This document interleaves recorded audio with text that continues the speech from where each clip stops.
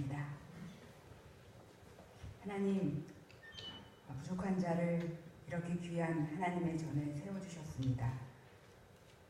하나님의 이 교회, 또 이 교회를 섬기는 목사님과 모든 교우들, 하나님 참 이 복된 이 공동체 위에 하나님께서 축복해 주시고 또 하나님의 전을, 하나님의 교회를 잘 섬길 수 있는 은혜를 허락하여 주시옵소서.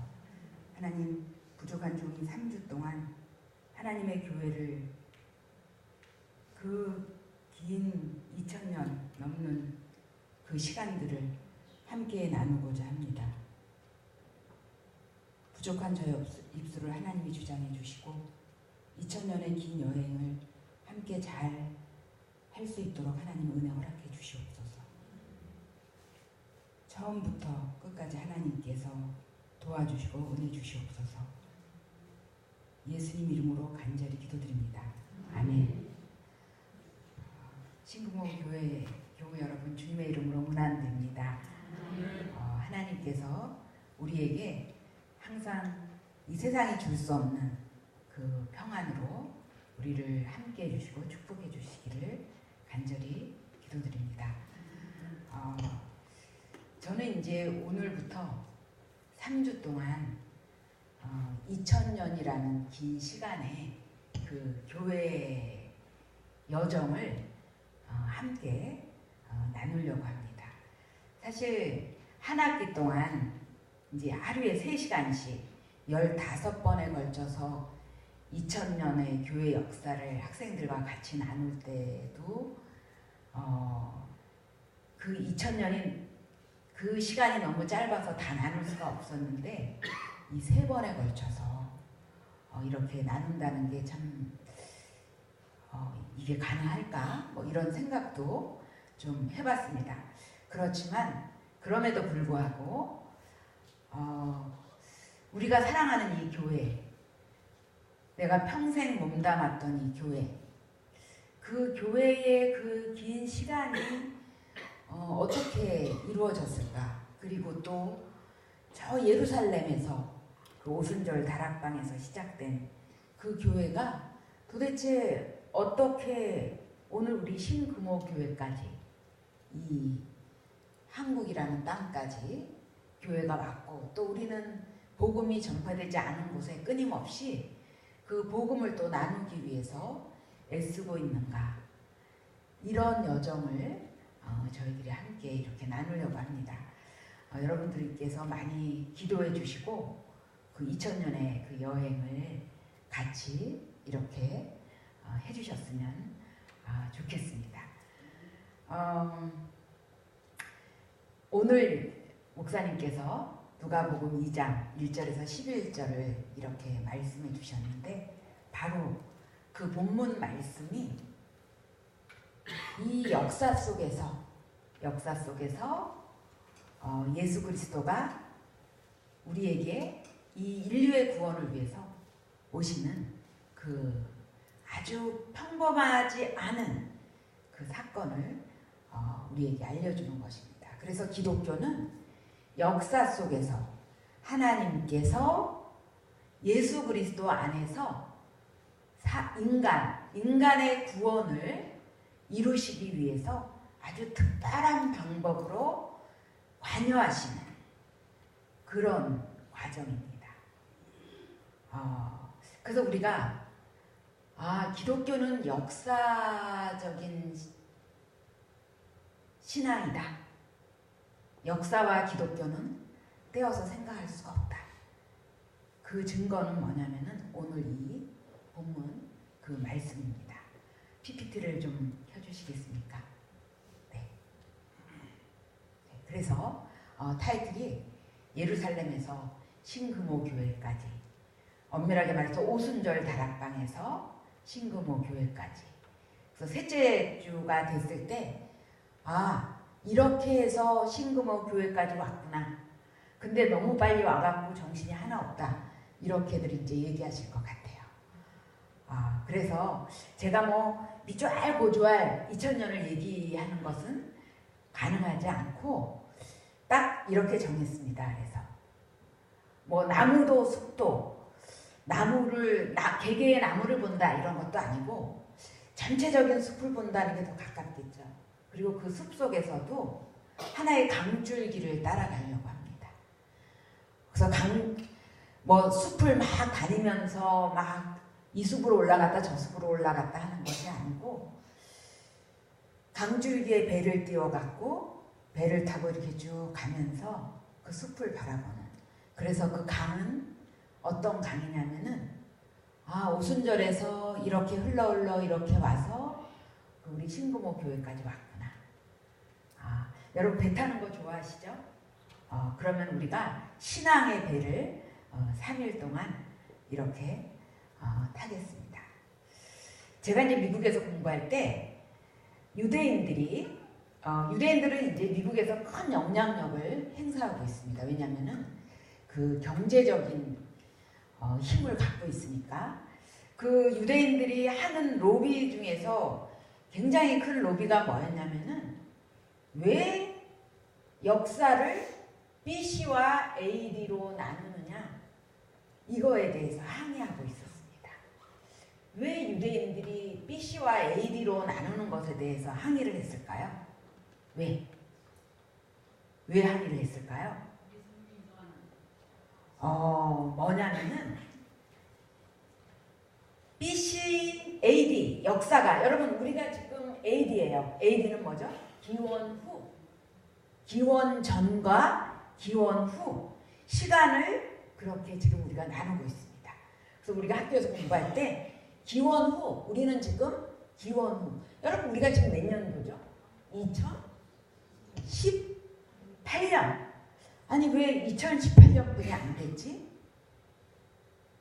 어디서부터 시간을 정했기 때문에 2018년이고 또 거기 정한 거 이전부터 또 그 이전이 있는 거예요. 그 중심에 누가 있느냐? 보시다시피 누가 계시는 거죠? 예수 그리스도. 예수 그리스도가 계시는 거예요. 예수 그리스도를 기점으로 해서 시간이 예수 그리스도가 오시기 전. 그래서 기원전은 뭐냐면은 예수 그리스도가 오시기 전. 그리고 기원 후는 뭐냐면은 예수 그리스도의 시간들. 여러분 오늘도 우리와 함께 하시는 삼위일체 하나님께서 우리와 함께 하시는 이 역사 속에서 오늘도 함께 하시는. 그래서 이 중심에 누가 계시냐면 예수 그리스도예요. 그래서 유대인들은 아직도 뭐냐면은 메시아가 왔어요 안 왔어요? 유대교들은 아직 안 왔어요. 유대교들은 메시아가 아직 안 왔기 때문에 기분이 나쁜 거죠. 왜 역사를 예수 그리스도가 오시기 전, 예수 그리스도가 오신 후 왜 이렇게 나누느냐? 메시아 아직 안 왔다. 그래서 BC와 AD 이거 틀린 거다 이거예요.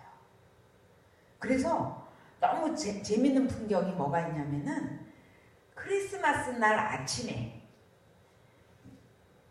뭐 교회를 다니건 안 다니건 미국 사람들은 식당의 문이 다 닫혀요.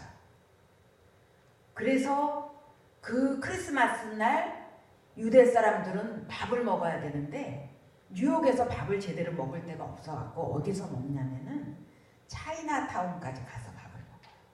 적어도 서양 사람이라면 식당 문을 열지 않거든요. 그래서 차이나타운으로 이제 중국 식당, 중국 사람들이 함께 있으면서 그 식당을 하는 그 한 구역이 있어요. 거기 가서 식사를 해요. 그 증거는 뭐냐면은 예수 그리스도가 아직 메시아가 아직 오지 않은 거예요. 여러분 이 의미는 참 우리에게 중요하다는 생각이 들어요. 우리 기독교가 로비를 한 것도 아닌데 역사를 갖다가 분기점을 그렇게 정했어요. 예수 그리스도가 오기 전 예수 그리스도의 시간들. 그래서 우리는 지금 예수 그리스도의 시간들 속에서 오늘까지 우리가 지내고 있는. 그래서 예수 그리스도는 역사 속에서 하나의 뭐냐면은 변화의 중심에 계신 바로 그분이세요.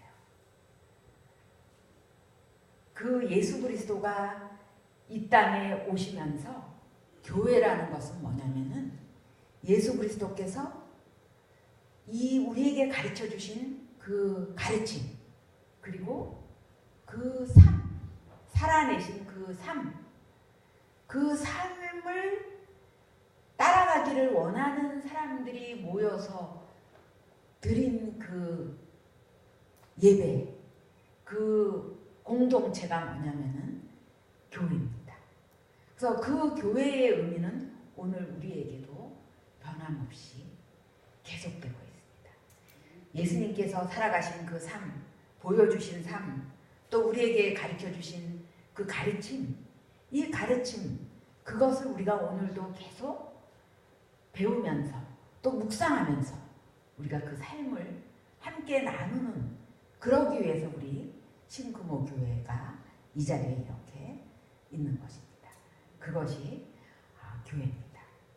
바로 예수님께서는 단 한 권의 책도 쓰시지 않으셨고 내 가르침을 내가 이렇게 기록해놨다, 제자들에게 주신 그런 거 없습니다. 그리고 여기서 오늘부터 우리가 예배가 시작된다, 우리가 이 장소에서 예배를 드리겠다, 예수님은 단 한 번도 교회를 세우신 적도 없습니다. 예수님께서 승천하시고 나서 이제 그 역사가 이렇게 기록되어 있죠. 네, 다음 화면 보면은 함께 모여서 성령께서 함께 임재하시면서 그 교회라는 것이 시작됩니다. 다 같이 큰 소리로 한번 읽어주시기 바랍니다.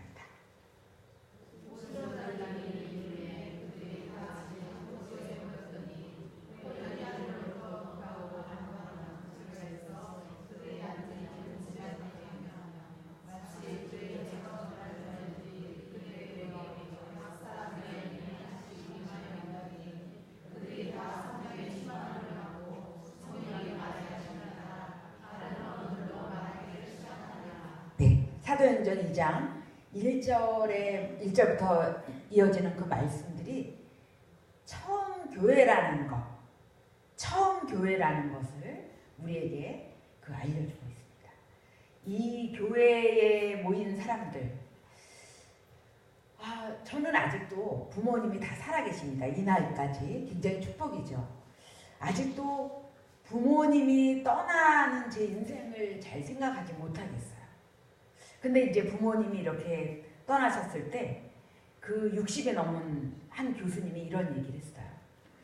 아버님은 좀 일찍 돌아가셨고 어머니가 92세인가에 돌아가셨는데 너무 허전해서 견딜 수가 없다 그러는 거예요. 이분이 60이 넘으셨는데 너무 허전해서 견딜 수가 없대요. 여러분, 우리 육신의 부모님이 떠나셨을 때 그 허전한 것을 저는 아직 체험하지 않았지만 그분을 생각하면 굉장히 허전하셨거든요, 오랫동안.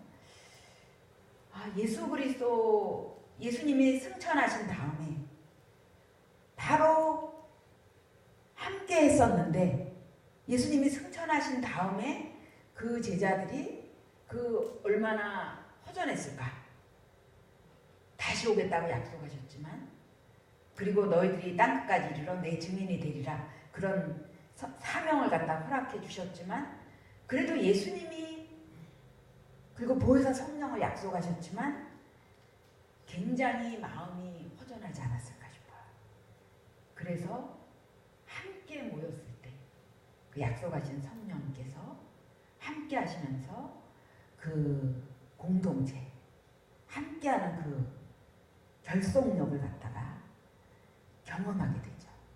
함께하는 것 속에서 임재하시는 그 성령의 그 역사 속에서 시작된 이 교회, 이 교회의 그런 역사, 이 교회가 그러면 예루살렘 이 오순절 다락방에서 시작된 이 조그만 교회가 어떻게 이렇게 오늘 우리에게까지 이르렀을까?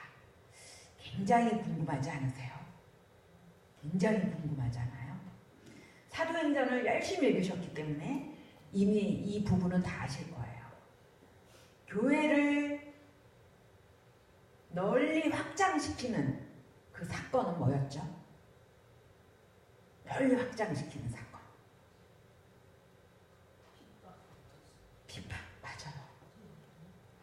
이 신구모 교회의 그 수준이 높다는 것을 경험할 수 있습니다. 핍박. 너무 아이러니하잖아요. 사실 우리가 생각할 때 박해가 일어난다. 그리고 우리가 모진 고초를 당한다. 그러면은 더 움츠려들고 뭔가 위축돼서 확장되던 그런 교회도 도리어 뭔가 더 줄어들 것 같은데 놀랍게도 교회의 역사는 핍박 속에서 확장되는. 그래서 굉장히 유명한 교부가 이런 얘기를 했어요. 기독교는 순교자의 피 속에서 성장했다고 이렇게 얘기를 했어요. 박해를 통해서. 그래서 사도행전 8장 1절을 보면은 스데반이 죽고 나서 순교하고 나서 사도들만 남기고 사람들이 뿔뿔이 흩어졌다. 8장에 이렇게 나오잖아요. 뿔뿔이 흩어지는 이 사건이 결국은 뭐냐면은 기독교를 갖다가 널리 확장시키는. 그래서 고난이, 환난이 기독교를 확장시키는 거예요. 그래서 어떤 사람이 우리 동기 목사님 중에서 고향이 목포인데 이런 우스갯소리를 했어요. 기독교는 그 평양을 예루살렘이라고 그랬는데 지네들끼리 열심히 믿으니까 그 분단돼 갖고 거기서 그렇게 흩어져서 내려와 갖고 기독교가 이렇게 부흥한 거지. 제가 부모님이 평안북도 사람이거든요. 저한테 막 이제 그런 얘기를 했어요. 그 말이 그렇게 틀리지도 않을 것 같구나. 또 이제 그런 생각도 있는데 정말 이렇게 우리 사도행전의 역사가 환난과 핍박 속에서 기독교가 흩어지면서 그 흩어지는 교회가 흩어져 갖고 어디 숨어 있는 게 아니고 교회가 확장되는 것을 이렇게 보여주게 됩니다. 그래서 이제 이렇게 보면은 스데반이 이렇게 순교하는 것을 이렇게 볼 수가 있어요. 그 다음을 보여주실래요? 이제 우리 예수님의 제자 중에서 2명의 그 야고보가 있잖아요. 세베대의 아들 야고보 같은 경우는 스페인에서 선교했다는, 성경에는 없지만 그런 사도들에 대한 여러 가지 전설들이 교회에 남아있어요. 그래서 스페인에서 전도하다가 너무 힘들어갖고 그냥 돌아오려고 하는데 이제 어떤 특별한 체험을 하고 다시 돌아가서 이렇게 순교했다. 이제 그런 것들이 있고, 그 다음에 또 이렇게 보면 그 다음을 보여주실래요? 이거는 이제 미켈란젤로 있잖아요. 그 중세 기독교에 대한 최후의 만찬이라든가 그런 것들을 많이 그린 그 유명한 화가인데 최후의 심판이라는 그 그림이에요. 그래서 최후의 만찬이라든가 천지창조라든가 이런 그 위대한 그림들은 굉장히 부담 없이 볼 수 있는데 이 최후의 만찬은 섬찟섬찟할 때가 있어요. 근데 뭐냐면은 이 그림을 갖다가 확대해서 이렇게 동그랗게 한 그 부분에 보면은 한 사람이 뭐를 하나 이렇게 들고 있는 게 보이죠. 뭐 하나 들고 있죠. 저게 뭐냐면은 자기 살껍질을 들고 있는 거예요. 저 살껍질. 이 사람은 뭐냐면은 예수님의 제자 중에서 바돌로메 있죠. 바돌로메가 인도 쪽에서 선교했다 이런 전설이 있더라고요. 근데 바돌로메는 어떻게 순교했냐면은 살껍질이 벗겨져 갖고 순교했다는 전설. 그래갖고 미켈란젤로가 바돌로메를 그리면서 최후의 심판에서 바돌로메가 자기 살껍질을 들고 있는 거예요. 근데 이 껍질의 저 사진에 보면은 거기 얼굴이 있어요. 껍질의 얼굴. 그 껍질의 얼굴이 누구냐면 미켈란젤로가 자기 얼굴을 거기다 그려놨어요. 그리고 이제 뭐 성경에서 얘기하진 않아요. 교회에 그런 전승이 이렇게 많이 남겨져 있어요. 그 다음을 또 보여주실래요? 이 황제들은 뭐냐면은 그 10명의 황제, 10개의 대박해가 있었어요. 교회에 10개의 대박해가 거의 300년 동안에 일어났어요. 근데 뭐 300년 동안에 막 쉴 틈도 없이 계속된 게 아니고 있다가 또 좀 잠잠해졌다가 있다가 이런 식으로. 그래서 그 중에서 이제 유명한 우리에게도 많이 익숙한 유명한 황제들만 이렇게 집어넣었어요. 오늘날 이제 사람들이 여행을 갈 때 막 그거 거기 꼭 가봐 하는 곳 중에 하나가 어디냐면은 크로아티아예요. 크로아티아에 가면은 여러분들이 크로아티아에 가면은 디오클레티아누스 황제가 은퇴하면서 나는 로마를 떠나서 여기서 살겠다고 크로아티아에다가 자기 궁궐을 갖다 하나 짓고 거기에 은퇴해서 거기서 배추를 갖다가 심으면서 그 궁궐에 살았어요. 그게 크로아티아예요. 근데 이 디오클레티안 황제가 최후의 박해의 황제예요. 10년 동안 숨 쉴 틈 없는 그런 어마어마한 박해가 있었어요.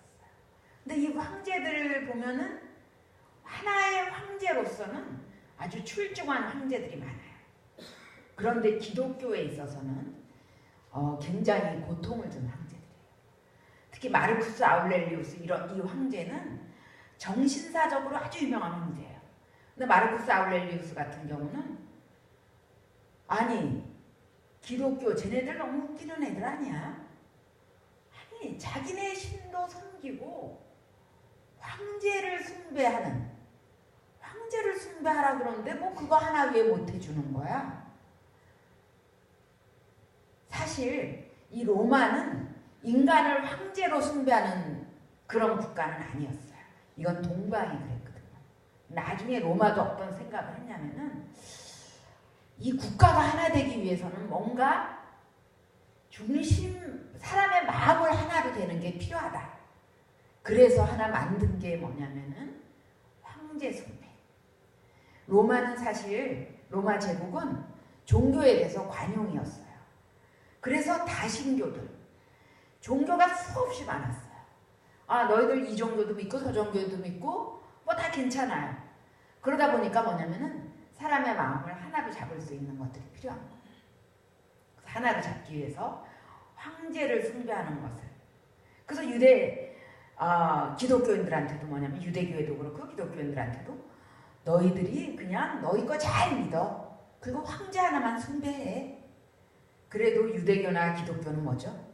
우리는 그 황제를 숭배할 수 없다. 그건 우상 숭배다. 그래서 그 하나의 황제로서는 굉장히 출중한 황제인데 로마를 통치하는 황제로는 그러한 황제들이 대박해를 갖다가 이렇게 시작합니다. 그 다음에 그래서 타키투스라는 사람이 만약에 이 기록을 뭐 기독교가 남겨놨다 그러면은 뭐 기독교인이 조금 더 기독교를 갖다가 좀 잘 얘기하기 위해서 또 과장되게 얘기하기 위해서 뭐 이렇게 얘기할 수 있지만 타키투스는 전혀 기독교도 아니고 그리고 그냥 일반 역사가예요. 일반 역사가가 이렇게 남겨놓은 것들을 보면은 아주 정말 포악한 그런 속에서 이렇게 순교했던 것을 볼 수가 있어요. 특히 이제 우리에게 굉장히 익숙한 사람이 누구냐면 네로예요. 네로는 사실은 맨 처음에 굉장히 출중한 황제였어요. 그러다가 과대망상증, 일종의 정신질환 증세를 보이는 거예요. 그러면서 자기가 어마어마한 시인이라고 생각했어요. 시인이라고 생각해서 시상이 떠오르지 않는다. 로마를 불지르면 뭔가 시상이 떠오를 것 같아서 로마에 불을 질렀다는 그런 일화가 있어요. 그랬더니 로마의 시민들이 황제가 불을 질렀다는 그런 얘기를 듣게 돼갖고 폭동이 일어나게 돼요. 그걸 보니까 네로가 자기가 죽게 되고 황제에서 물러나게 되니까 어떻게 하게 되냐면은 보니까 저 유대인들 그리스도인들이 살고 있는 지역이 별로 방화의 그 해를 받지 않은 거예요. 그래서 뭐라 그러냐면은 기독교인들이 불을 질렀다. 그래서 기독교인들이 이때 대박해를 받게 돼요. 그래서 이제 그 수많은 그런 전설 중에 하나가 뭐냐면은 베드로가 이때 순교를 했다. 베드로가 불타는 로마를 뒤로 하고 사람들이 기독교인들이 베드로를 막 채근해갖고 빨리 도망가라고. 당신은 우리의 지도자니까 당신이 죽으면 안 된다. 베드로를 피신을 시키려고 로마 밖으로 베드로를 피신시켜서 베드로가 막 도망가고 있는데 앞에서 예수님을 만나는 거죠. 전설에 의하면. 그래서 베드로가 뭐라 그랬냐면은 주님 어디로 가십니까? 그래서 그게 뭐냐면 꾸어바디스라는 영화가 나왔어요. 그랬더니 뭐라 그러냐면은 예수님이 네가 버리고 가는 로마를 향해서 내가 간다. 그래서 베드로가 거기서 꼬꾸라져 갖고 다시 돌아서 로마에 가서 우리 주님은 십자가에 그렇게 돌아가셨지만 나는 그럴 가치도 없다고. 그래서 거꾸로 죽었다는 이런 전설이 이렇게 나와요. 여러분 저는 이제 베드로의 이런 전설을 생각하면 그럴 수도 있겠다 이 생각을 왜 하냐면은 제가 이제 손양원 목사님이 순교하시는 데를 갔어요. 그 애암원을 갔어요. 손양원 목사님 우리 잘 알잖아요. 그 나병 환자들을 이렇게 거둬들이고 신사참배도 거부하다가 옥고를 치르고 또 나병 환자들과 함께 그 사역을 하신 분인데 그때 양장로님이라는 분이 살아있었어요. 지금은 돌아가셨는데 그분이 그러시는 거예요. 그분은 성경을 창세기부터 요한계시록까지 다 외운다고 할 정도로 성경을 다 외워요. 그래서 이제 갔을 때 나병 환자라고 좀 무시하면은 저랑 성경 암송하는 거 시합하세요 이런 장로님이었어요. 그래서 신학생들이 갔는데 성경 암송하자 그러면은 망신당할 거 아니에요. 그래서 처음부터 장로님 하면서 막 그랬더니 장로님이 테스트를 다행히 안 했어요. 장로님이 이런 얘기를 하셨어요. 이렇게 그때는 이미 눈이고 뭐고 뭐 다 녹아내려갖고 코도 이렇게 뚫려져 있고 눈 하나는 보이지 않고 손가락 이런 것들은 막 썩어 문드러져 가고 있었죠. 근데 장로님이 그런 얘기를 하셨어요.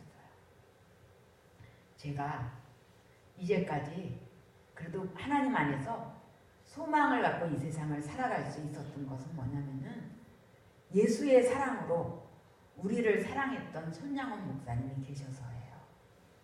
그러면서 뭐라 그러냐면은 그 나루터에 저희들을 데리고 갔어요. 그때는 이제 이곳이 나루터가 되지 않고 물이 이제 빠져 있었어요. 자기네가 특히 이제 전라도 지역이 그 이념적인 갈등이 심했잖아요. 그 당시에. 그래서 낮에는 군인이, 밤에는 그 빨치에서 그 지리산에서 내려온 공비들이 이렇게 세력을 갖고 있는 지역이었잖아요. 그래서 손양원 목사님을 나루터까지 끌고 가서 배에 태웠대요. 배를 타시게 해갖고 손 목사님 빨리 이 섬을 빠져나가시라고. 배를 태웠는데 손 목사님이 배에서 내려오셨대는 거예요. 난 당신들 두고 갈 수가 없다.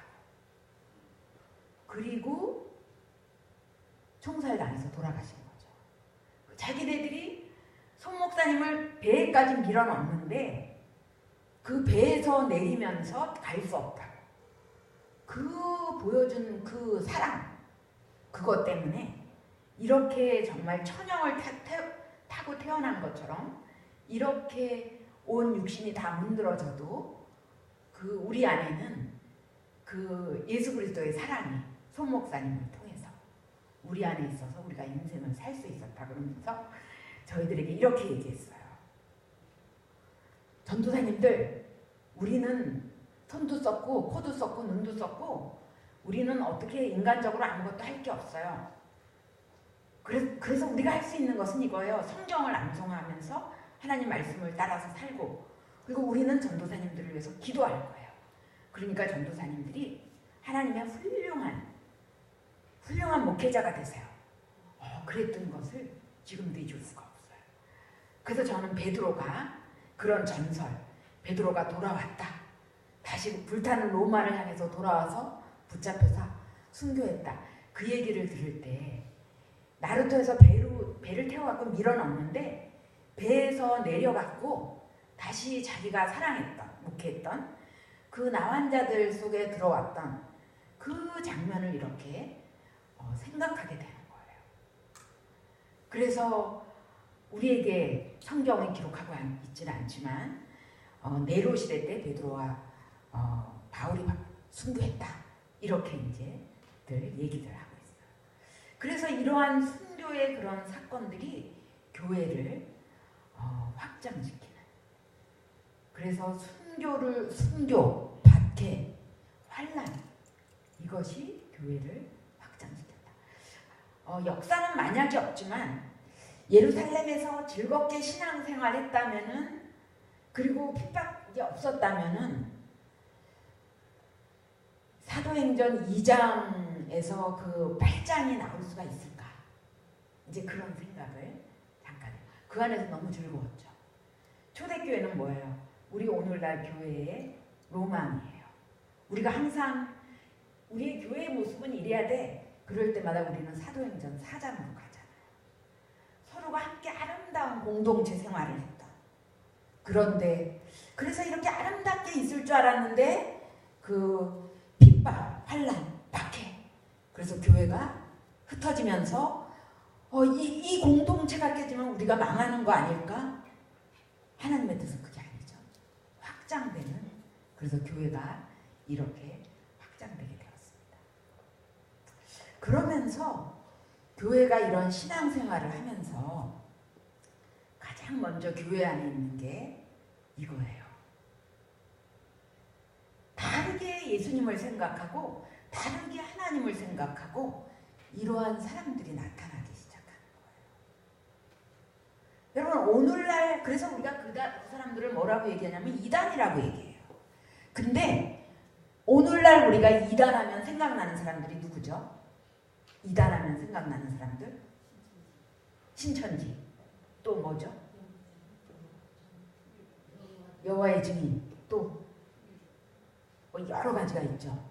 근데 솔직히 그 사람들한테 쓰는 이단이라는 얘기를 이 고대 교회의 그 사람들에게 그 명칭을 붙이기가 너무 미안해요. 아주 고귀하게. 그리고 굉장히 고민한 사람들이거든요. 그래서 이제 그 한 역사를 가르치는 분이 이런 얘기를 했어요. 오늘날의 사람들은 사입이라고. 이단과 사입이는 구분돼야 된다고. 이제 이런 것을 얘기했어요. 오늘 제가 여러분들한테 묻고 싶어요.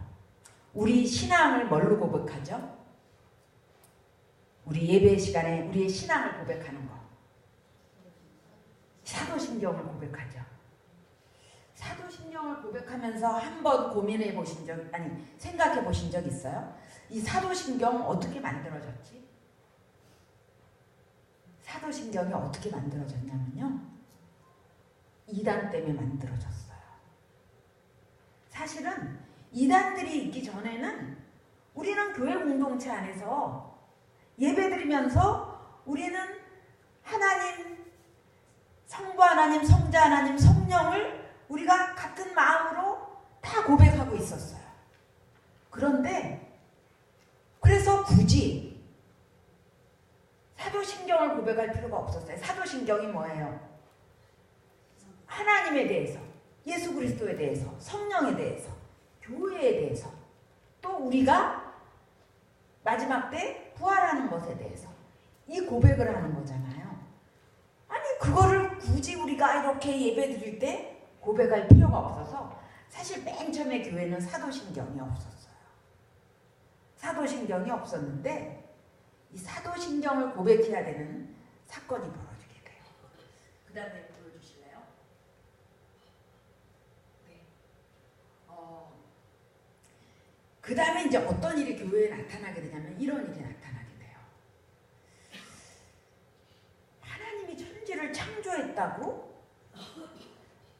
열심히 교회에 신앙생활을 하는 사람이에요. 삶의 모범도 있는 사람이에요. 근데 이 사람은 뭐냐면은 깊은 힐압의 철학에 대한 철학을 갖고 있는 사람이에요. 그 철학이 뭐냐면은 이런 철학이에요. 영이랑 육은 달라. 영과 육은 천지 차이야. 물질과 정신은 달라. 왜? 물질은 뭐예요? 영원하지 않잖아요. 물질은 썩잖아요. 썩지 않는 물질 있어요? 없어요. 그리고 또 뭐예요? 우리의 육신은 뭐예요? 여러분, 우리의 육신이 항상 똑같아요? 아니죠. 제가 20대 때는 지금보다 훨씬 더 예뻤죠. 그죠? 신경래 목사님 20대 이뻤어요. 신경래 목사님이랑 저는 20대부터 알았거든요. 신경래 목사님이 지금도 여러분들은 괜찮다고 생각하지만 팍싹 사갔어요. 20대를 생각하면. 네. 여러분들도 다 마찬가지죠? 왜? 우리의 육은 뭐예요? 점차 쇠퇴해가요. 그래서 여러분들은 부활할 때 어떤 모습으로 부활하길 원해요? 만약에 우리 육신으로 부활한다 그러면 어떤 모습으로 부활하길? 언제 때 나이로 부활하길 원하세요? 언제 때? 저는 이 육신 그대로 부활하기 원하진 않아요. 왜냐하면 저는 키가 조금 더 크고 싶어요. 제가 이 땅에서도 욕키로 살았는데 하나님 나라에서도 욕키로 있고 싶지 않고 신목사님이 이렇게 큰 키인데 그러고 싶지 않아요. 그래서 부활 어떻게 우리의 육신이 어떻게 바뀔지는 모르지만 저의 바람은 조금 더 큰 상태에서 20대의 모습으로. 20대. 왜? 이 피부도 막 그렇잖아요. 마찬가지예요. 그래서 바로 이런 게 뭐냐면은 육이라는 거 점점 쇠해져요. 그러니까 그 신학 철학은 뭐냐면은 영과 육은 영은 영원한 거야. 영은 늙지 않는 거예요. 피폐해지지 않아. 육은 그래요. 그러니까 영과 육이 어떻게 똑같은 거예요? 이건 다른 거예요. 정신과 물질 다른 거야. 그래서 이 사람들은 뭐냐면은 하나님은 교회에 와서 열심히 믿으면서 성경 말씀에 깊이 들어갔는데 하나님은 이 세상을 만드시지 않았어. 이렇게 말하는 거예요. 창세기 1장은 창세기는 뭐죠? 우리에게? 하나님이 천지를 창조하셨다. 하나님이 이 세상을 만드셨잖아요. 근데 이 사람들은요, 그 자기가 갖고 있는 그 깊은 철학적인 생각을 갖고 그리스도인이 되다 보니까 물질은 썩는데 하나님이 만드신 게 썩으면 이게 말이 되나? 그래서 뭐라 그랬냐면 이렇게 말하는 거예요. 교회 안에서. 하나님은 세상을 창조하지 않았어요. 하나님보다 조금 못한 존재가 세상을 창조했다는 거야. 세상은 영원하지 않으니까. 물질이 썩으니까. 이렇게 얘기하는 거예요. 그리고 또 어떤 얘기를 하냐면 이렇게 얘기하는 거예요. 하나님이신 예수 그리스도가 인간이 됐다고요? 하나님은 인간이 될 수가 없어요. 왜? 하나님이 어떻게 이 썩는 육신을 입을 수가 있어요? 아니에요. 될 수가 없어요. 그러니까 사람들이 얘기했어요. 그러면 예수님이 이 땅에 오신 것도 아니란 말이에요? 그러니까 이렇게 얘기하는 거예요. 예수님이 이 땅에 오신 건 사실인데 그냥 육신을 입지 않으면 우리한테 보이지 않으니까 잠깐 들어왔다가 얼른 갔다는 거예요. 막 이렇게들 얘기하는 거야. 그러니까 교회 안에서 웅성거리는 거예요. 하나님이 세상을 창조하신 분이 아니래. 예수님은 우리처럼 육신을 입을 수가 없대. 하나님이시니까. 그래, 육은 썩으니까. 이렇게 얘기가 되는 거예요. 그러한 이단들이 누구냐면은 영지주의자들이에요.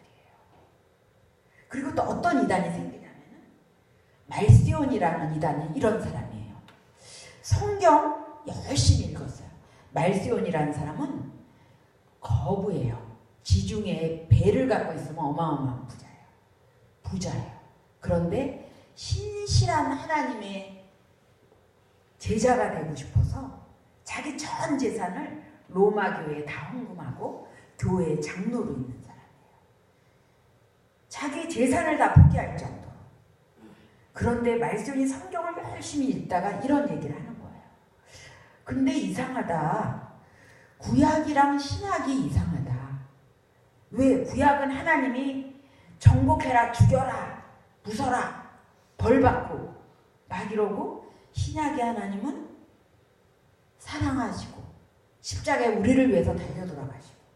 그래서 뭐라고 얘기하냐면 이렇게 얘기해요. 구약 필요 없다 이렇게 얘기하지는 않고, 성경 중에서 진짜 성경이 있어요. 그거는 정말 복음을 우리에게 알려준 바울의 서신이랑 누가복음 정도예요. 뭐 이렇게 말하는 거예요. 그러니까 교회 공동체가 성경이 아닌 것도 우리가 읽고 있대, 막 이런 얘기들이 있는 거예요. 이러한 이단들이 초창기에 교회에 들어왔어요. 그래서 교회가 하게 된 게 뭐냐면은, 적어도 교회 공동체는 하나님이 이 땅을, 이 세상을 창조하셨다는 거, 그리고 예수 그리스도가 마리아에게 육신으로 우리에게 오시고 본디오 빌라도에게 고난을 받으시고 그리고 십자가에 달려 돌아가셔서 3일 만에 부활하셨다는 거, 또 우리의 육이 살아난다는 거, 이런 것들을 고백하는 사람들이 이 교회의 공동체가 원이 돼야 된다. 그러기 위해서 교회가 어떤 것을 하게 되냐면은 세례문답을 해요. 세례문답을 할 때 이렇게 해요. 하나님은 누구십니까? 그러면은 네, 하나님은 세상을 창조하지는 않으셨어요. 그러면은 교회 공동체의 구성원이 될 수가 없어요. 예수 그리스도는 누구십니까? 하나님은 세상을 창조하신 분입니다. 예수 그리스도는 누굽니까? 예수 그리스도는 잠깐 왔다 갔습니다. 어떻게 예수 그리스도가 우리랑 인간처럼 이런 육을 입을 수가 있습니까? 그러면 교회 공동체에 들어올 수가 없어요. 그래서 이렇게 문답으로 하게 됐어요. 이 문답은요, 참 중요한 거였어요. 우리 한국교회도 초창기에 문답이 굉장히 중요했어요. 초창기에 그 세례문답에 보면 우리 한국교회에 이런 문항이 있어요. 부인이 몇 사람입니까? 웃기죠? 그러면은 뭐냐면은 부인이 한 사람이 아니면은 세례를 받을 수가 없었어요. 기록에 남겨져 있어요. 왜요? 맨 처음에 기독교가 들어왔을 때 우리 조선시대는 어땠죠? 부자들은, 양반들은 아내가 여러 명 있어도 그게 죄가 아니고 도리어 자랑이었어요. 자기의 부를 과시하고 힘을 과시하는 거예요. 그래서 선교사들이 왔을 때 문답에 그게 있어요. 부인이 몇 명입니까? 그러면서 어떻게 정리했겠어요? 되게 부인이 많은 사람들은 다 재산이 많은 사람들이에요. 그러면은 이렇게 선교사들이 정리했어요. 만약에 그 중에 한 사람만 부인으로 삼으십시오. 그러면은 누구를 삼겠어요? 젊은 나중에 들여온 부인을 삼을 거 아니에요. 선교사님들이 딱 이렇게 얘기했어요. 본처를 부인으로 삼으시고 다른 사람들은 재산을 좀 나누어서 줘서 살아갈 수 있게 하라고. 그래서 바로 여기에 살아있는 증인이 누구냐면은 그 이화여대에 그 맨 처음에 한국 사람으로서 총장이 된 사람이 있어요. 김한란 박사라고 있었어요. 김한란 박사의 엄마가 어떤 사람이냐면은 13살인가의 아버지의 노름빛으로 부잣집에 팔려갔어요. 그래서 첩이 됐어요. 그런데 그 영감님이, 남편이신 영감님이 예수를 믿게 된 거예요. 그러니까 뭐죠? 선교사님이 부인이 몇 명입니까? 4명입니다. 그러면 본부인과 사시고 3명을 각각 조금씩 재산을 줘서 다시 결혼해서 살게 해주십시오. 그래서 해방된 사람이 김한란 박사의 엄마였어요. 그래서 이 엄마가 호라비인 사람과 결혼해서 거기서 낳은 사람이 그 김한란 박사였어요. 이게 한국교회였어요. 그래서 이 문답에서 떨어지면은 그 교회 공동체 일원이 될 수가 없는 거예요. 그래서 오늘날 우리가 생각하는 것보다 그 문답이라는 것은 굉장히 중요한 의미였어요. 교회 안에 들어올 수 있는 아주 관건이었어요. 그래서 이 고대교회의 관건이 뭐였냐면은 하나님은 누구십니까? 예수 그리스도는 누구십니까? 또 교회는 무엇입니까? 이런 것들을 하게 된 게 뭐냐면은 이 바로 이런 이단 때문이었어요. 그래서 이렇게 세례문답이 점점 발전해서 이루어진 게 로마 신경이라는 거예요. 로마 신경이라는 것은 오늘날 우리가 사도신경, 우리가 사도신조 그거와 굉장히 비슷한데 이거는 180년경이에요. 맨 처음에 문답으로 시작해서. 그래서 여러분들이 앞으로 사도신경을 한번 이렇게 하실 때 아, 이게 그런 거구나. 그냥 했는데 그게 아니구나. 이게 교회에 살아있는 역사구나. 그래서 너무 아이러니하게도 박해가 교회를 확장시킨 것처럼 이단이라는 존재는 교회를 갖다가 아, 우리의 모습을 이렇게 세워나가자. 우리는 서로는 알지만 우리가 무엇을 고백하는지 이렇게 세워나가야 되는구나. 그런 것들을 세우는 그런 기여를 또 너무 이렇게 하게 되었습니다. 그래서 한번 다 같이 읽어봅시다.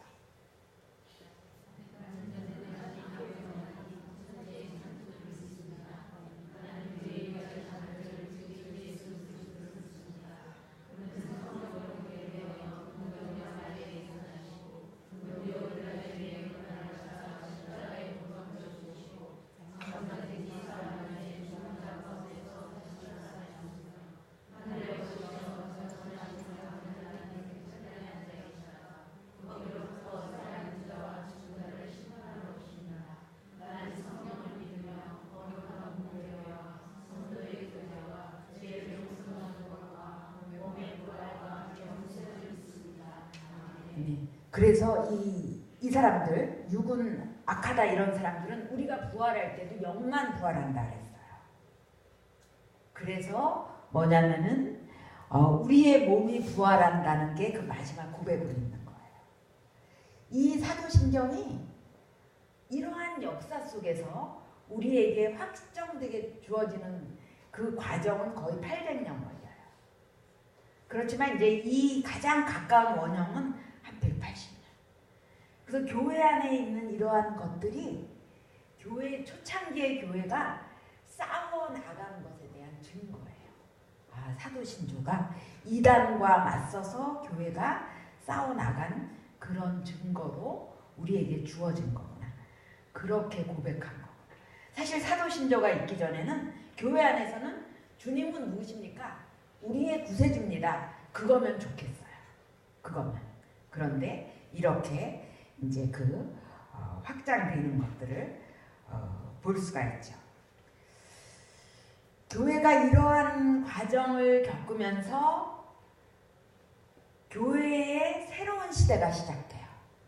그 새로운 시대가 뭐냐면은 로마의 황제가 기독교를 공인하는 일이 있게 되죠. 그래서 로마 제국이 기독교의 국가가 되면서 ADBC라는 게 나올 수가 있게 되는 거죠. ADBC가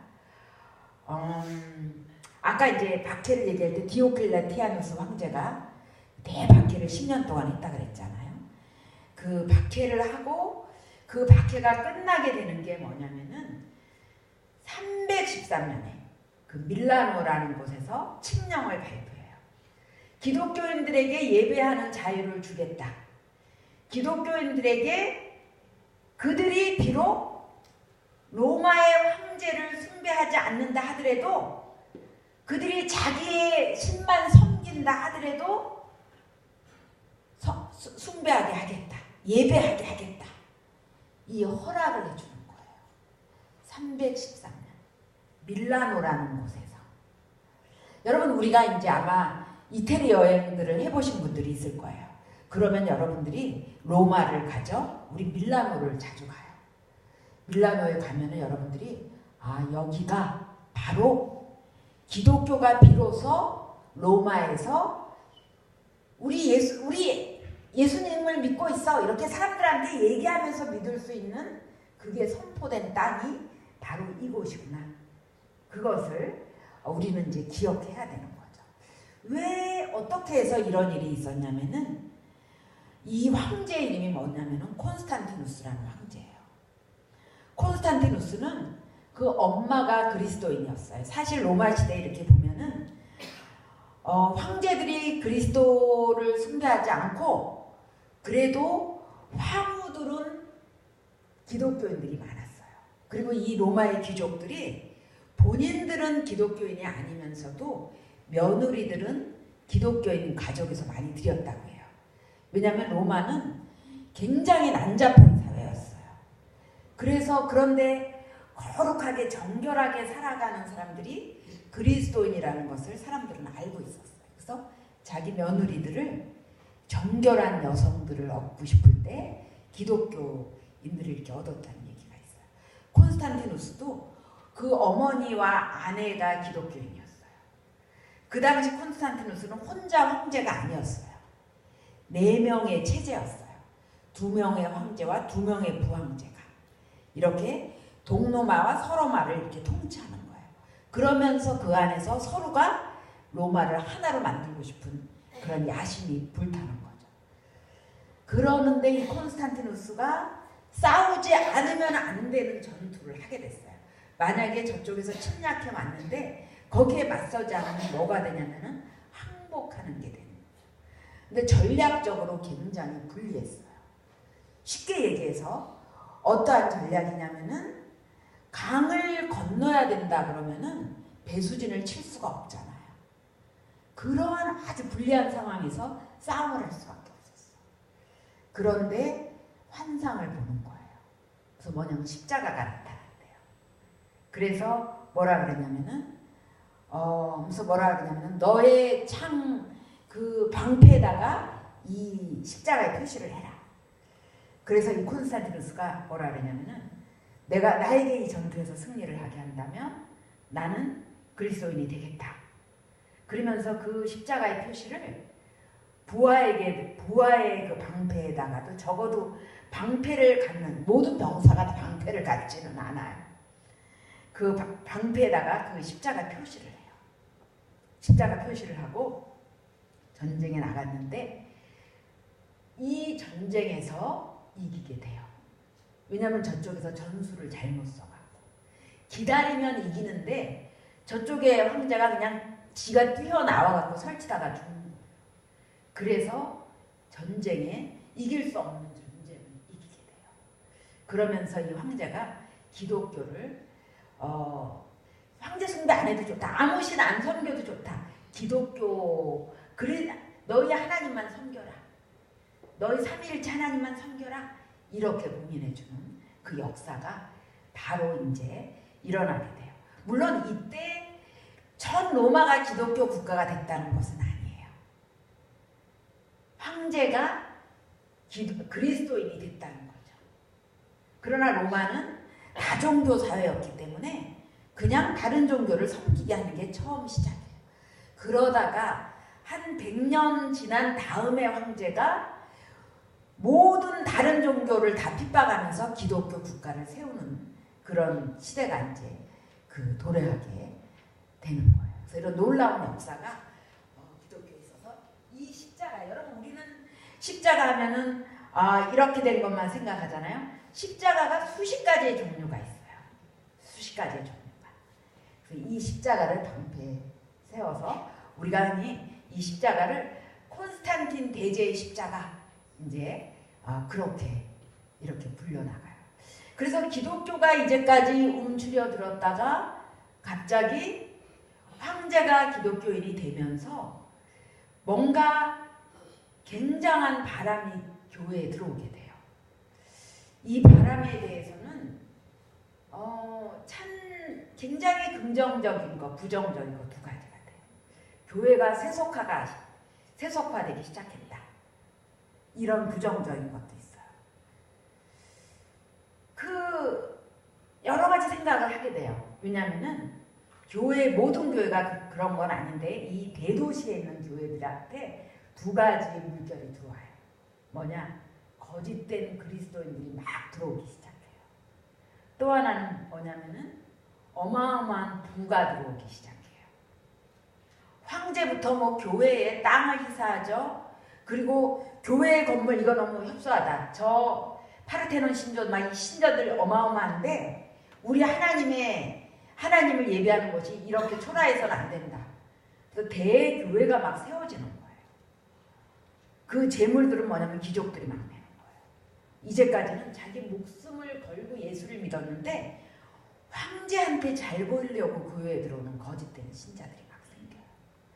정말로 어떤 도시는 도시 이름을 뭐냐면은 크리스티나로 갈 거예요. 그게 뭐냐면 여자 이름의 그리스도라는 뜻이거든요. 그랬더니 황제가 거기 세금을 막 낮춰줘요. 그러니까 그런 혜택을 하려고 막 그래서 교회 안에는 다 거짓된 그리스도인들. 그래서 교회의 신앙생활의 그 삶이 막 이렇게 내려가는. 그래서 이제 부정적으로는 교회가 세속화된다. 근데 저는 한편 이런 생각해요. 그 박해가 300년 동안 있었는데 그 박해가 지속적이었을 때 교회가 얼마나 더 힘들었을까? 교회가 공인됐다는 것은 굉장히 축복받은 일인데 교회가 그 앞에서 어떻게 참 교회로 살아나가야 될 것인가에 대한 과제를 교회가 가졌어야 되는 그런 것이 주어졌지 박해가 끝났다는 것은 참 교회 안에 있어서는 하나의 축복이 아닐까 이제 그런 생각을 이렇게 해서 교회 안에 굉장한 변화가 일어나서 그 당시에 이렇게 목사님이 설교한 설교가 있어요. 그 설교에 뭐 이런 설교가 있어요.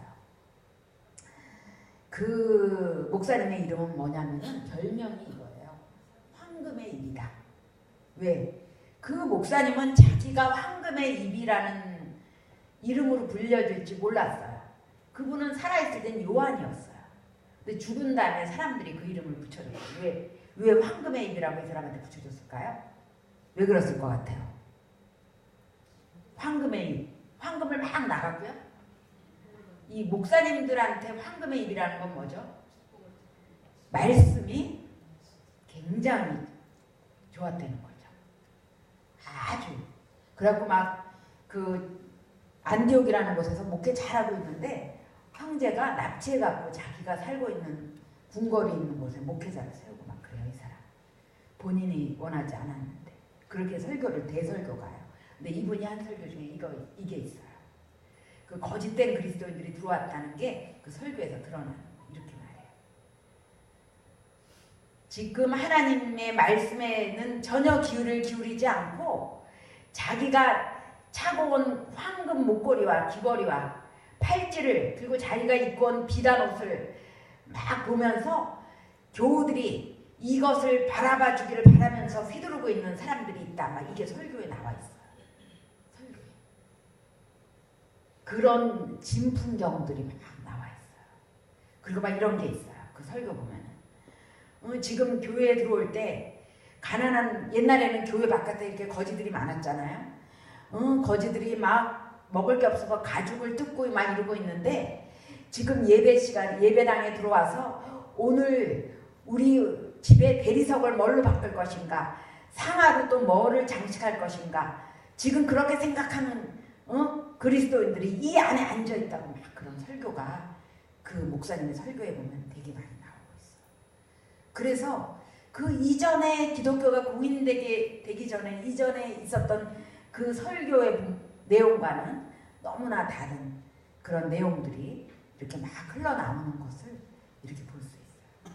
그래서 이렇게 그 긍정적인 거 부정적인 게 교회 안에 이렇게 많이 이렇게 흘러들어오면서 그래서 이제 저는 이렇게 생각해요. 교회의 오늘날의 모습과 그 당시의 교회의 모습 그렇게 틀리지 않아요. 인간이라는 것은 그렇게 틀리지 않아요. 똑같아요. 똑같아요. 환난 속에서의 그런 참교회의 모습 또 어떤 그런 풍성함 속에서의 또 그런 모습 똑같이 계속 반복되고 있는 그런 것들을 이렇게 볼 수가 있어요. 오늘 우리는 그런 만몬신의 그런 어떤 속에서 우리가 그리스도를 섬기는 건가 만몬을 섬기는 거냐, 그런 속에서 우리가 계속 우리를 갖다가 살펴보고 있잖아요. 예수님께서도 그렇게 말했잖아요. 나와 만몬 그 두 가지를 함께 섬길 수 없다 그랬는데, 그런 것에 대해서 우리가 이렇게 또 생각하게 되잖아요. 그 당시 똑같은 거예요.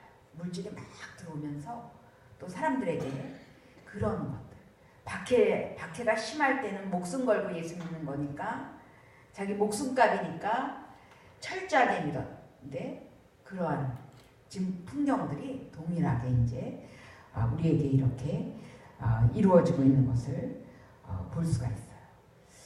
그러면서 이 교회 안에 이제 생각들을 많이 정립하게 돼요. 사실 우리가 핍박을 막 당할 때는 교회 안에서의 어떤 생각을 우리가 할 수 있는 시간들은 없어요. 그리고 내가 이렇게 생각하더라도 그 생각을 함께 나눌 수가 없는 거예요. 이 신금호 교회가 이 생각을 갖고 있었다고 해서 이 생각이 옆에 있는 교회도 같이 나누고 이럴 때가 수가 없을 수 있어요. 그런데 뭐냐면은 평화의 시대에 또 황제가 교회를 돌봐주고 있을 때 교회는 뭐냐면은 어떤 힘을 갖게 되는 거예요. 그래서 긍정적으로 어떤 것들을 세워갈 수도 있는 그런 시간들이 또 해야 돼요. 이러한 시간들 속에서 뭐가 생기게 되냐면은 오늘 우리가 고백하는 것들이 다 생기게 돼요. 사람들은 이런 얘기를 했어요. 왜 아무래도 예수님은 우리처럼 약간 인간이 된 적이 있으니까 성부 하나님보다는 조금 못한 분일 것 같아. 이렇게 생각하는 사람들도 또 있었어요. 그래서 교회가 생각하게 되는 게 있어요. 교회가 고백하게 되는 게 있어요. 뭐죠? 성부 하나님, 성자 하나님, 성령 하나님, 이 삼위일체 하나님, 성부 하나님, 성자 하나님, 성령 하나님, 우리가 고백하죠. 여러분, 우리 유대교랑 구분되는 게 있어요. 유대교는 성자 하나님을 고백할까요? 유대교는 성자 하나님 고백하지 않아요. 유대교한테 있어서는 여호와 하나님 분이 없어요. 그런데 우리는 뭐죠? 성부 하나님, 성자 하나님, 성령 하나님. 우리는 왜 성부 하나님, 성자 하나님, 성령 하나님을 고백하죠? 왜 우리가 그것을 고백해야 되죠? 왜? 사도들이 경험했어요. 사도들이 바로 경험했어요. 성부 하나님, 성자 하나님, 성령 하나님을 고백했어요. 그리고 또 뭐죠? 우리가 또 고백했어요. 우리가 경험했어요. 그래서 우리가 경험하는 이 얘기가 고대 교회에서도 또 경험하고 그리고 그것을 세워놓는 거예요. 또 이런 것들도 있어요. 콘스탄틴 대제가 황제니까 사람들 마음속에 이런 게 있었어요. 하나님이 이 천지를 주재하시는데 세상의 황제는 뭐야? 하나님이 천지를 주재하시면은 황제도 그 밑에 있는 거 아니야? 또 황제는 하나님을 믿으면서도 하나님은 하나님이고 나는 또 이 땅을 다스린다. 이러한 싸움들이 또 있게 돼요. 이러한 생각들이 있게 돼요. 그래서 황제는 항상 교회도 이 땅에 있으니까 나의 땅에, 나의 로마 제국 안에 교회가 세워져 있다면 이 로마 제국을 통치하는 것은 황제다. 그러니까 교회도 내가 다스린다. 이런 생각을 했어요. 그래서 이러한 것들을 세우는 사람이 있어요. 그 사람이 누구냐면 유명한 암브로시우스라는 사람. 이 사람은 이렇게 얘기했어요. 황제 당신도 바로 하나님의 자녀입니다. 당신도 하나님의 자녀이기 때문에 이 하나님의 성전 안에서는 황제도 하나님의 말씀을 들어야 되는 교인입니다. 나는 하나님이 세운 감독입니다. 교회 안에서는 하나님께서 나를 통해서 말씀하십니다. 이런 것들을 세우는 게 이 암브로시우스예요. 그런 사건이 뭐가 있었냐면 이 황제가 아주 신실한 하나님의 황제예요. 로마의 역사 가운데 이 황제만큼 하나님 앞에 신실한 황제는 없었어요. 디오게네스라는 황제인데, 근데 이 황제가 뭐냐면은 어떤 도시에서 폭동이 일어나니까 이 도시에서 내가 엄하게 하지 않으면은 다른 도시도 막 폭동이 일어날 거야. 그래서 그 도시에 그 폭동을 일으킨 사람들을 원형 경기장에다 모아놓고 죽이라고 명령해요. 그렇게 명령해놓고 생각하니까 아니지, 내가 그리스도인인데 그러면 안 되지. 그래서 얼른 또 명령을 보내. 근데 여러분 지금처럼 전화기가 없었잖아요. 말을 타고 전령을 보냈는데 이 시간차가 있는 바람에 많은 사람들이 살육당해요. 이거를 이 암브로시우스라는 사람이 밀라노의 대주교였어요. 암브로시우스가 듣게 돼요. 근데 어느 날 황제가 밀라노에 와서 예배를 드리려고 교회에 딱 들어오게 되니까 황제한테 황제폐하 거기 서십시오 그러는 거야. 이 교회 안에 당신은 들어올 수 없습니다. 사람들이 너무 깜짝 놀랐죠. 아니, 교회의 목회자가 황제한테 명령을 하는 거야. 황제한테 명령을 하는 거야. 얼마나 놀랬겠어요. 황제가 멈칫해요. 당신은 이런 죄를 저질렀습니다.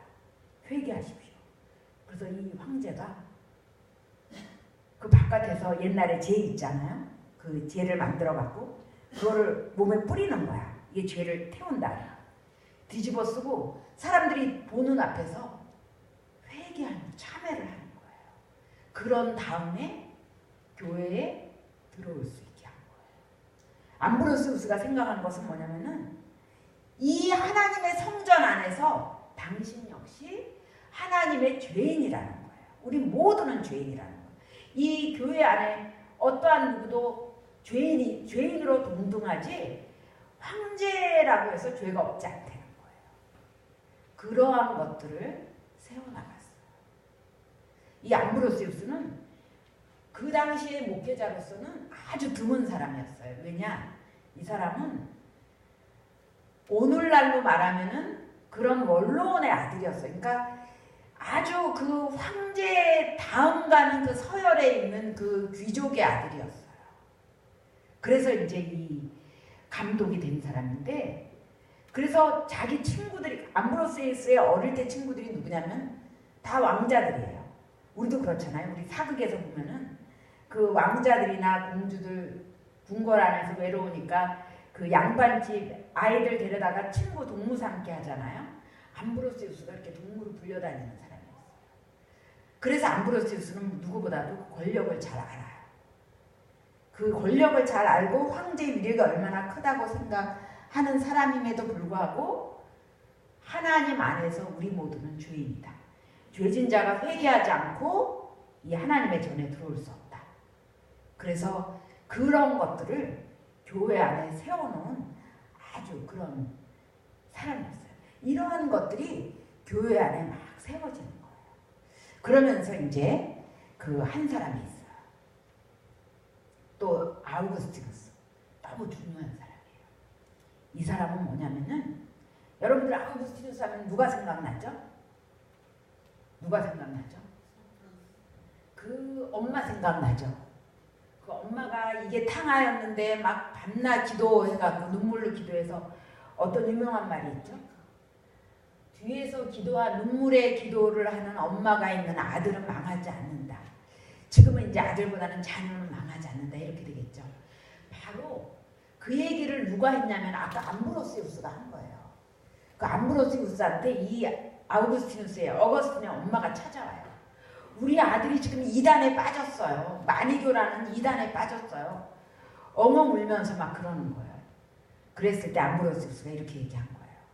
뒤에서 당신처럼 기도하는 엄마가 있는 아들은 결단코 망하지 않습니다. 그런데 그 아우구스티누스가 바로 이 암브로시우스의 설교를 듣고 이러면서 다시 그리스도인으로 돌아오게 되는 거죠. 그래서 오늘날 엄밀하게 말해서 기독교의 굉장히 구원에 대한 구원, 우리가 얘기하는 건 뭐죠? 하나님께서 오직 우리를 예수 그리스도를 믿는 믿음 안에서 우리를 구원하셨다. 우리가 우리의 구원을 위해서 아무것도 할 수 없다. 하나님의 은혜다. 구원은 하나님의 은혜다. 정말 99%는 하나님이 하셨고 1%는 내가 했다. 이게 아니고 우린 전적인 죄인인데 하나님께서 우리를 구원해 주셨다. 이 고백을 하는 것들을 하나님의 말씀 안에서 우리에게 온전하게 세워준 사람이 누구냐면은 이 어거스틴이에요. 이 어거스틴이라는 사람은 알다시피 엄마가 뒤에서 밤낮 눈물로 기도해야 될 만큼 그런 시간을 보냈어요. 아주 탕화의 시간을 보내고 그 다음에 또 이단에 빠져있고 긴 시간을 그렇게 보냈어요. 이단에 빠져있는 시간이 자그마치 9년 동안. 그래서 어거스틴은 354년 사람이에요. 354년에서 430년. 그러니까 그 당시에 77세 정도 사는 건 아주 드물어요. 보통 고대 사람들은 길게 살면 한 60세거든요. 근데 어거스틴은 왜 이렇게 77세까지 살았을까 생각해 보면은 이단에 너무 긴 시간을 빠져 있었어. 그래서 하나님이 너 나를 믿는 이 시간이 너무 짧구나. 좀 더 오래 살아라. 그리고 너 좀 해야 될 일이 많다. 그래갖고 긴 시간을 준 것 같아요. 어거스틴은 그런 긴 방황의 시간을 많이 보냈잖아요. 근데 어거스틴은 어떤 사람이었냐면은 아주 열정 있는 사람이에요. 이단에 빠졌을 때도 막 그 이단으로 사방에 자기 친구들을 다 끌어갔어. 그랬다가 그리스도인이 되니까 그 이단에 빠진 친구들을 또 끌고 들어오느라고 또 막 심혈을 기울여야 됐어요. 그러니까 모든 것에 열정적인 거예요. 저는 가끔 이런 생각을 해봐요. 이어령 씨 있잖아요. 지성에서 영성이론하는 책을 썼잖아요. 우리 대학교 선생님이셨어요. 이민아 씨랑 저는 대학을 같이 다녔어요. 그 딸. 저는 지금도 이어령 선생님이 하나님을 믿게 된 게 너무 기적 같아요. 근데 이분이 정말 빛나는 지성이잖아요. 열정적으로 자기 학문의 시간을 보냈잖아요. 근데 이분이 그 문학 비평을 하는 사람이니까 예수는 안 믿어도 성경을 4번이나 읽은 사람이에요.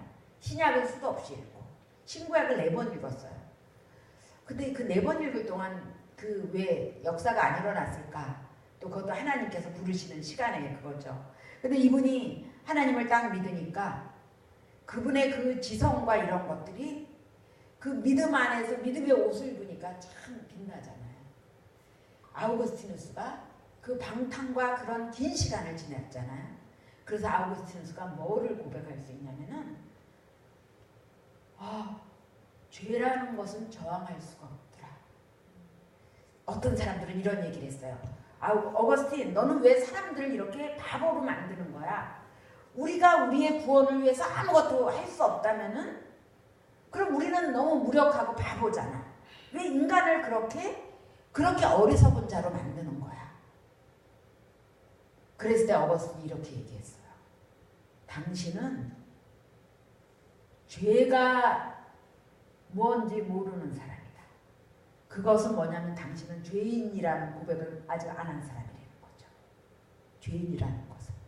죄인이라는 것을 고백했다면은 죄가 우리를 눌렀을 때 우리가 그 죄를 갖다가 막 던져버릴 수 없을 만큼 가공한 힘으로 우리를 누르고 그것에서 우리가 죄에서 벗어났을 때 그게 얼마나 큰 하나님의 은혜라는 것. 당신은 죄인임에도 죄인이라는 것을 아직 모르는 죄인이구나. 그렇게 얘기했어요. 어거스틴은 자기의 그 긴 방탕의 그런 시간 속에서 죄라는 것에서 그 시간들 속에서 자기를 살펴보니까 자기의 지성과 천재잖아요. 어거스틴. 그런 모든 게 다 무익한 것. 그리고 하나님께서 자기를 구원하시는 그 은총, 그것이 자기를 구원한 거. 그 모든 게 무익한 거. 이어령 씨가 그랬어요. 뭐 본인이 이 세상에 딸이 암에 걸렸을 때 본인이 뭐 이어령 씨 하면은 뭐 문화공보부 장관이죠, 뭐 지성이죠, 뭐 국내외적으로 유명한 의사는 다 알고 있죠. 돈이 없어요, 뭐가 없어요. 다 갖고 있어요. 근데 딸을 위해서 아무것도 해줄 수 없었대요. 딸의 생명을 위해서 자기의 명성도, 자기의 돈도, 그 자기가 갖고 있는 인맥도 다 무익하더라는 거예요. 그런 게 1%도 딸을 위해서 아무것도 작용을 할 수 없대요. 생명을 위해서. 자기가 그때 그걸 깨달았대요. 아무것도 아니구나. 이거 아무것도 아니구나. 그래서 바로 어거스틴이 가졌던 거죠. 그래서 여러분, 어거스틴이 회심하는 그 회심은 우리의 회심이죠. 이어령 씨, 우리보다 늦게 믿은 이어령 씨. 여러분, 이어령 씨는 유명하지만 우리가 생각할 때는 정말 안 됐어요. 왜요? 여러분, 이어령 씨가 부러우세요? 이제는 제가 시간이 6분이 안 남았기 때문에 말씀을 맞춰야 될 시간들이 다가오고 있습니다. 뭐냐? 이제 정리를 하겠습니다. 이어령 씨가 부러우세요? 이어령 씨가 여러분들보다 많은 것을 가졌다고 생각하세요? 어떻습니까? 아니요. 가장 우리가 부러워해야 될 사람은 뭐냐면은 하나님 안에서, 예수 그리스도 안에서, 성령 안에서 그 풍성한 교제의 시간을 많이 가졌던 사람이 가장 부러운 사람이에요. 여령 씨는 세상에 많은 것을 가졌지만 딸을 통해서 한 10여 년 전에 예수 그리스도를 만났죠. 그분이 예수님과의 교제는 10여 년뿐이 안 되는 거예요. 그런데 우리는 긴 시간 하나님께서 우리를 자녀로 불러주셔서 주님 안에서 긴 교제를 하면서 우리가 오늘까지 왔어요. 그것이 우리가 갖고 있는 가장 큰 축복이에요. 저는 부모님들이 이렇게 막내들을 많이 사랑하잖아요.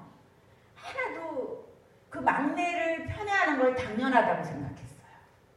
저희 부모님을 이렇게 뭐 별로 편애하고 이런 스타일은 아닌데, 우리 막내 동생이 막 사립학교, 국민학교 가고 싶다고 막 울고불고 난리치니까, 나이 차이가 좀 나거든요. 사립국민학교를 보내줬어요. 근데 제가 왜 그 막내 동생을, 부모님이 막내 동생한테만 사립국민학교 보내줬어. 한 번도 뭐 7살인가 이렇게 차이 나서 그럴 수도 있지만 심통 같은 걸 부리지 않았냐면은, 막내가 저는 가장 안 됐다고 생각해요. 왜죠? 막내는 저보다 7년 동안 부모님과 함께한 시간이 적어요. 마지는 부모님과 함께한 시간이 가장 많아요. 근데 막내는 상대적으로 부모님과 함께하는 시간이 가장 적어요. 그래서 부모님이 막내들한테 잘해주는 건 너무 당연해요. 마지는 30년을 같이 해도 막내가 막 12살 차이 난다. 그러면은 뭐예요? 지금 숫자가 막 헷갈리고 있어요. 30 빼기 10이 몇이죠? 18년. 18년분이 못하는 거예요. 30년인데. 제가 생각할 때 참 그 축복이 뭐냐? 하나님 안에서 긴 시간을 교제하도록 허락받은 사람들. 긴 시간 교제하도록 허락받은 사람들. 이 안에는 모태로부터 기독교인, 그리스도인으로 오늘까지 온 분도 계세요. 아니면 중간에 예수를 믿게 되신 분들도 계세요. 또 뭐냐면은 얼마 되지 않으신 분들도 계세요. 그런데 뭐냐면은 모태로부터 믿었다고 해서 평생 그 교제를 깊이 누리셨나를 우리가 생각해봐요. 또 뭐냐면은 1, 2년뿐이 안 됐는데 뜨겁게 교제를 누리고 계신 분도 있어요.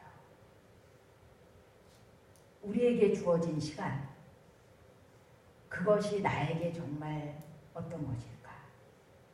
그래서 어거스틴으로 정리를 한다면은, 하나님께서 우리에게 주신 그 구원의 시간, 하나님의 은총으로 주신 그 구원의 시간, 그 시간을 우리가 얼마나 복되게 그것을 누리는 것인가. 어거스틴은 아마 회심한 다음에 나의 그 긴 시간이 이 복된 시간 속에서 보니까 너무나 아쉽구나.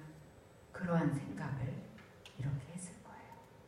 그래서 우리는 이 믿음의 이 역사 속에서 오직 하나님의 은혜로 구원을 얻는다는 그 어거스틴의 그런 고백 속에서, 그리고 뭐냐면은 구원을 경험한 사람은 우리가 얼마나 큰 죄인이라는 것을, 그래서 구원에 대한 감격이 크다는 것을 이렇게 고백하는 그런 어거스틴 속에서 오늘 우리가 하나님 안에서 내가 정말 풍성한 그의 그 품에 있기 때문에 교제를 누리고 있는가, 그것들을 생각하면서 우리가 이 고대 교회를 이렇게 생각하는 시간이었으면 좋겠다 생각을 했습니다.